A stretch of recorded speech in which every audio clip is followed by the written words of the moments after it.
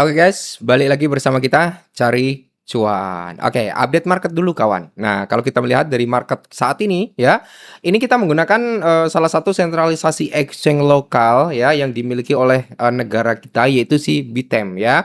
Bitem juga udah terregulasi ya teman-teman ya. Jadi kita menggunakan platformnya Bitem itu juga cukup tenang karena dia udah terregulasi di negara kita. Nah, di sini teman-teman ya, Bitem juga sedang ada camping teman-teman yang bisa kalian ikutin di mana untuk user-user baru ya yang mau nih bisa memperebutkan kurang lebih ada bonusnya sekitar 1,5 juta rupiah yang bisa kalian perebutkan. Nah, kalau kalian ingin mengikuti event ini, link ada di kolom deskripsi. Silakan kalian melakukan registrasi di dalam platformnya Bitem, lakukan KYC dan lakukan perdagangan di dalam platformnya Bitem, teman-teman ya. Dan tentunya di sini sebenarnya masih banyak camping-camping lainnya yang bisa kalian ikuti seperti di sini juga ada mekanisme staking ya. Terus ada market derivatif seperti future yang saat ini dalam tahap uji coba ya kan. Masih dalam tahap betanya juga.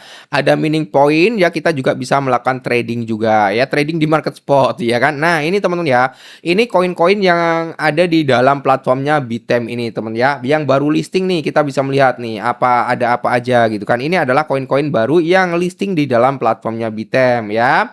Dan untuk top trending di koin Bitem ya, di tempat platformnya Bitem nih teman ya. Dan ada ya kenaikan-kenaikan yang saat ini sedang terjadi. Bloom, woi ngeri bro. Yang punya Bloom siapa nih? Yang masih punya Bloom naik sekitar 167% bro ya. Nih ya koin-koin yang saat ini sedang up naiknya tinggi teman ya. Oke, kita lanjut teman-teman ya, karena kita akan membahas salah satu koin yang cukup menarik yaitu tentang si Pi Network. Nah, Pi Network itu kan belum ada ya di platformnya Bitem. Nah, kita akan melihat dari sini bro untuk Pi Network sendiri. Nah, jadi kalau kita melihat dari pergerakan Pi Network ya, mana dia di urutan ke 40 sekian kalau nggak salah ya, 40. Nah, ini ya, untuk Pi Network ini kan harganya cenderung mengalami penurunan. Walaupun volume ini udah mulai ada kenaikan. Nah, untuk saat ini kita bisa melihat Pi Network sedang terjadi yang namanya konsolidasi lah kalau kita melihat dari time frame weekly atau time frame besarnya. Oke.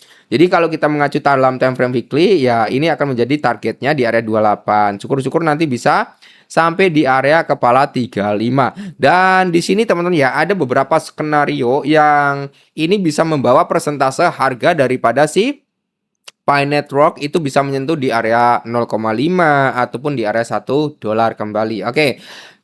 Di sini sebelum lanjut teman-teman ya, informasi buat kalian semua nih. Ini langsung dari pihak core timnya. Jadi kalau kita melihat di sini berikut adalah pembaruan jaringan bulan lalu. Lebih dari 100.000 pioners atau orang-orang yang melakukan pendaftaran di yang melakukan mining daripada Pi telah terverifikasi KYC dan lebih dari 30.000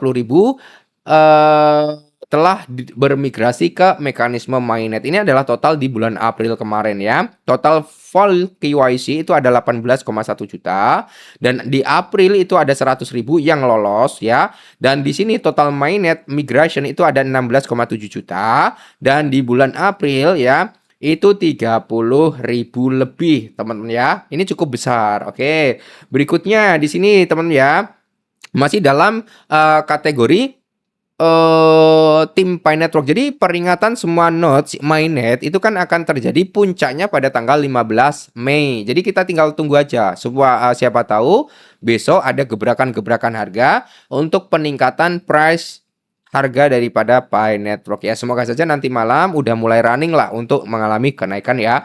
Nah, batas akhir kan nanti di tanggal 15 Mei. Protokol 23 ini akan mengacu pada mekanisme yaitu tadi bro ya, ada yang namanya smart contract. Peningkatan nodes ini akan menjadi transisi yang cukup bagus. Dan ya kalau kita mengacu pada perkembangan berikutnya, di sini pun udah ada ya pembaruan protokol sedang berlangsung nih saat ini ya. Protokol blockchain Pi Mainnet sedang dalam proses pembaruan. Setiap nodes mainnet harus memperbarui ke versi 23 dan itu pun batas waktunya nanti di tanggal 15. Oke, lanjut.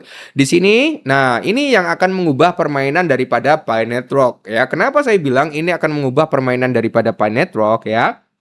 Nah, ini nanti yang mungkin bisa mendorong harga Pi Network ya skenarionya Ya skenario positifnya, karena kita nggak ada yang tahu nih skenarionya nanti bisa positif bisa negatif juga ya.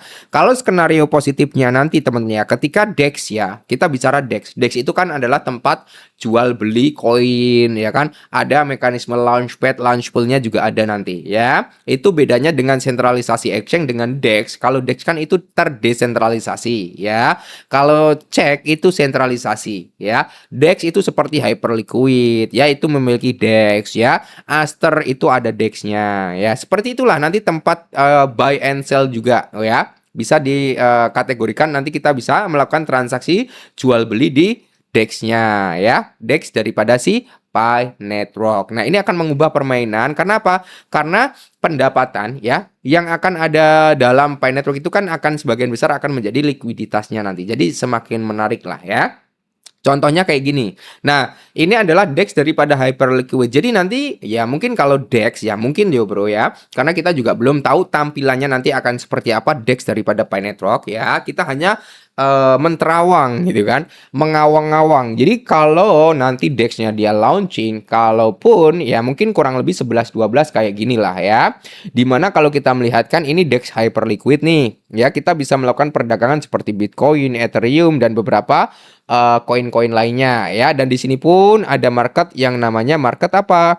Perpetual, ada market spot ya. Nah, jadi ya kita nanti mungkin kalau di DEX-nya Pi Network ya mungkin bisa ada market perpetual, ada market spot gitu kan. Dan yang akan dicantumkan ke dalam DEX-nya si Pi Network ya tentunya koin-koin yang memang memiliki utilitas dan fundamental gitu ya. Bahkan koin-koin baru yang bisa listing nantinya ke dalam platformnya DEX-nya si Pi Network, teman-teman ya, itu nanti juga harus memiliki apa? Utilitas gitu ya, fungsinya atau projectnya. Dan kalau nanti semisal nih smart contract-nya launching ya, kita juga akan melihat tuh banyak dApps yang akan masuk ke ekosistem Pi Network, banyak koin yang akan terlahir di jaringan Pi Network. Itu yang akan mengubah permainan atau bisa menjadi skenario cukup penting untuk menaikkan price Pi Network ya, ke mungkin bisa menjebol di area 35 sampai di area 0,5 bahkan ke $1 ya. Semoga saja nanti bisa ya. Dan kalaupun kita lihat dari sini ya, anggaplah kita melihat dari Aster, DEX-nya Aster ya.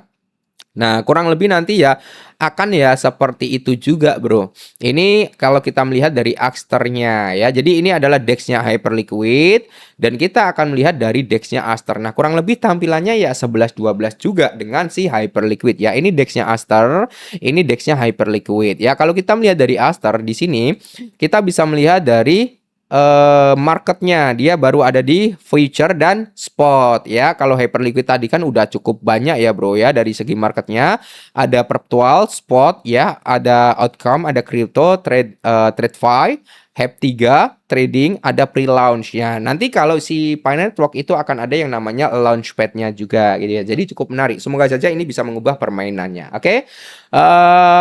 Next kita akan bahas apa lagi? Tinggal tulis di kolom komentar ya. See you. Jumpa lagi nanti.